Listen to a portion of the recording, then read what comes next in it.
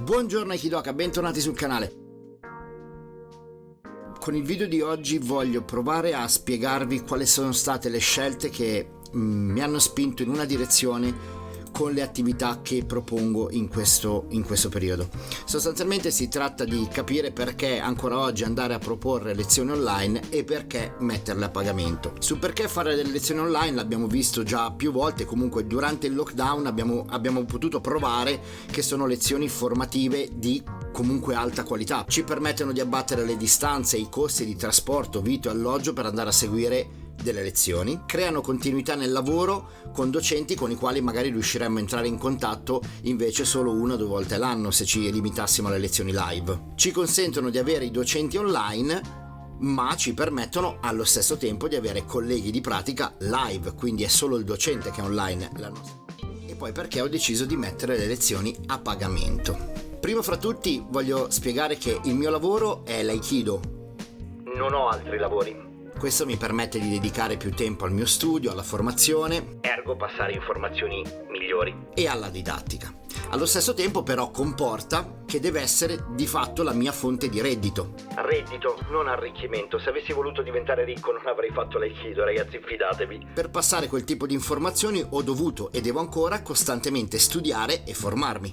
Esiste un lavoro che viene fatto prima, dopo e durante la lezione che prevede la preparazione e lo studio della lezione stessa, quindi la ricerca dei contenuti e delle informazioni da far girare, e tutto il servizio post-keiko, cioè tutta quell'assistenza che viene data dopo la lezione. E tutto questo è direttamente commisurato al fatto che l'Aikido per me non sia un hobby, ma la mia professione, il mio lavoro, quindi ho la possibilità e il dovere di dedicare più tempo anche a tutte queste attività, ma soprattutto questo garantisce al fruitore un servizio di qualità più alto. Non mi ricordo più a che numero siamo.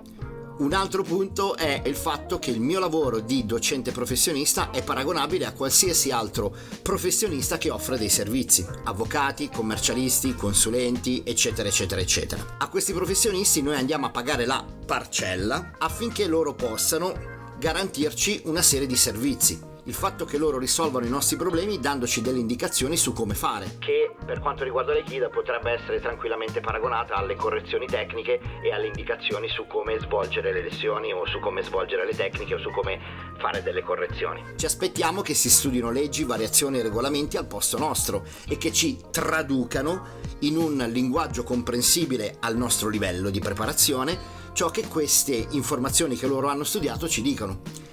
Che per la pratica dell'Aikido potrebbe essere paragonato al fatto che nel mio caso vado a fare un seminar tutti i mesi in giro per l'Europa e poi le informazioni che ho raccolto le rielaboro e le distribuisco durante le lezioni e durante i seminari che tengo o durante le lezioni online, garantendo alle persone una più facile fruibilità delle informazioni e soprattutto una diluizione nel tempo, e ancora più importante di non dover girare mezza Europa per andare a raccogliere quelle informazioni. E poi c'è da dire che un buon fornitore di servizi vive e sopravvive, soprattutto se parliamo nel lungo periodo, se offre servizi di qualità. Quindi pensare che il mio sia un modo di lucrare attraverso la svendita della pratica, cosa che mi sono sentito dire diverse volte purtroppo, non solo è un ragionamento che sta agli antipodi della verità, ma di fatto sarebbe per me stesso un approccio completamente fallimentare che mi garantirebbe di chiudere bottega da qui a poco. E non faccio professionista dall'altro ieri. Oppure se non volessi chiudere bottega dovrei basarmi solo e semplicemente sul turnover, sia in fatto di allievi nel mio dojo che allievi che partecipano a miei incontri e eventi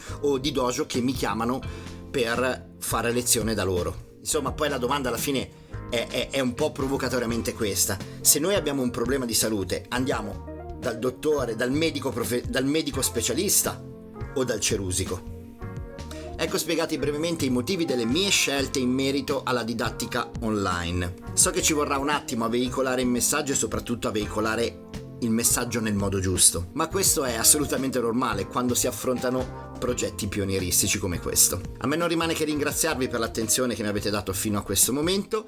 Vi ricordo che se volete darmi il vostro punto di vista, al quale sono estremamente interessato soprattutto su questo argomento, potete farlo nei commenti qui sotto, e noi ci diamo appuntamento, spero prestissimo, su un tatami reale o virtuale che sia. Ciao!